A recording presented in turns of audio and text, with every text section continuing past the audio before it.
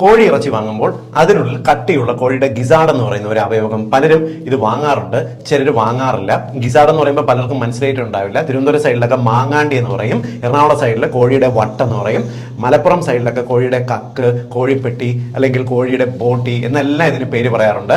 കോഴിയുടെ കഴിക്കുന്ന ഭക്ഷണം ദഹിക്കുന്നതിന് വേണ്ടിയിട്ടുള്ള ഒരു രണ്ടാമത്തെ ആമാശയം എന്നാണ് ഇതിന് വിളിക്കുന്ന പേര്. പലരും പറയുന്നത് ഇത് കഴിച്ചു കഴിഞ്ഞാൽ ശരീരത്തിനകത്ത് ക്യാൻസർ പോലെ കോഴിയുടെ വിഷവസ്തുക്കൾ വന്ന് സ്റ്റോർ ചെയ്യുന്നവയാണ് കഴിക്കരുതെന്ന് പറയും. യഥാർത്ഥത്തിൽ ഇത് ഏറ്റവും കൂടുതൽ പ്രോട്ടീൻ അടങ്ങിയിട്ടുള്ള, ലീൻ പ്രോട്ടീൻ അടങ്ങിയിട്ടുള്ള, കൊഴുപ്പ് വളരെ കുറഞ്ഞ ഒരു ഭക്ഷണമാണ്. ഇത് വളരെ വില കുറവാണ്. നമുക്കൊരു ഒരു കിലോ മേടിക്കാൻ പോയി കഴിഞ്ഞാൽ 50 രൂപ 60 രൂപയ്ക്ക് വരെ കിട്ടുകയും ചെയ്യും. ഇത് കാരണം ഇതിന് പലരും കോഴി ഇറച്ചി വാങ്ങുന്ന സമയത്ത് ഉപയോഗിക്കാതെ കളയുന്നതായതുകൊണ്ട് തന്നെ വില കുറച്ച് കിട്ടുകയും ചെയ്യും.